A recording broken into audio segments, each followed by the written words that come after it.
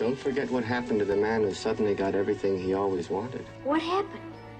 He lived happily ever after.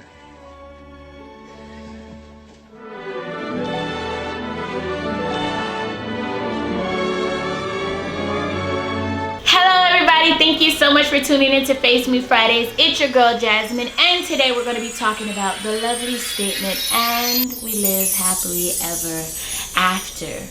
It's a part of the American dream that we're striving. Everything we do is so we can live happily ever after.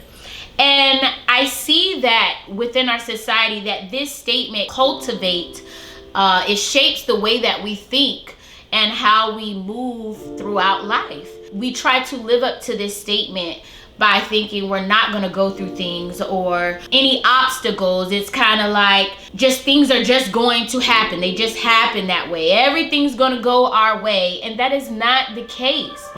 This statement is at the end of every fairy tale story, and we see that in our culture that we kind of try to live up to this statement. We have a set guideline, a set plan mapped out that, okay, I'm going to school. Once I graduate from high school, I have to go to college. Once I go to college, I get my degree. I find a job. Once I find a job, then I find someone. I get married. I have babies. And what?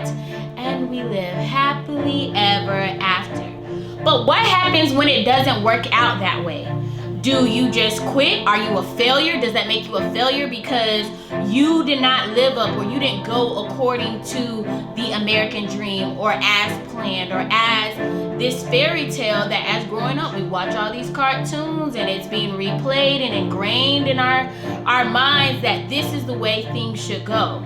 But I'm here to tell you that who cares? Who cares if you're 30 and you're just getting married, or you're 30 and you just completed your college degree, or who cares if you completed your college degree at 23 years old? You have to know that everybody has their own plan, their own purpose for their own life. My dad wrote a book called What's the Normalcy for Your Life? Meaning we can't continue to compare ourselves to other individuals just because they accomplished something at a certain time period does not mean that you have to follow that same route yourself. Sometimes we go through things in life, different obstacles and tribulations or whatever, but that pulls out other things in our life or other attributes and characteristics that we didn't know existed. We can't go through life trying to avoid everything.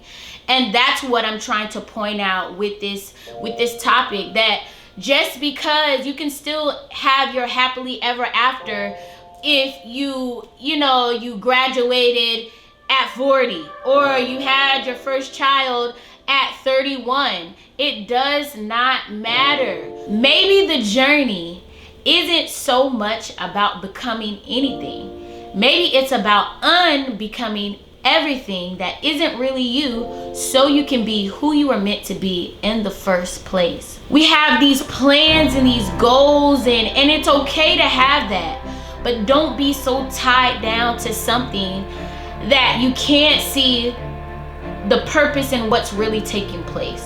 Sometimes we can so structured and this plan has to work that we can't see that maybe something else is blossoming other than the actual goal or what you were trying to strive for in the beginning. So, for example, like Colin Kaepernick, just to say, like, I'm sure he's trained like all his life preparing for this moment, going to the NFL, to be this awesome quarterback and all this. And just because, maybe some unjust things, he just thought something that he was doing. He probably didn't think that he would get as much publicity of him taking a knee. And you see how this transformed to something so much bigger than him. To somebody else, it could be like, oh, you ruined your career. But look out of just him taking a stance and believing in what he wanted to do.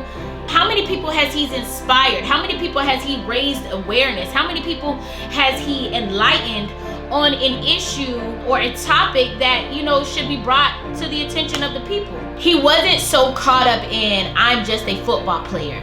I'm just here to play football. This is just my little box and I can only do that. I am just a football player. But you see, by him taking a knee, how many doors has it opened up for him? How many doors has it opened up for others?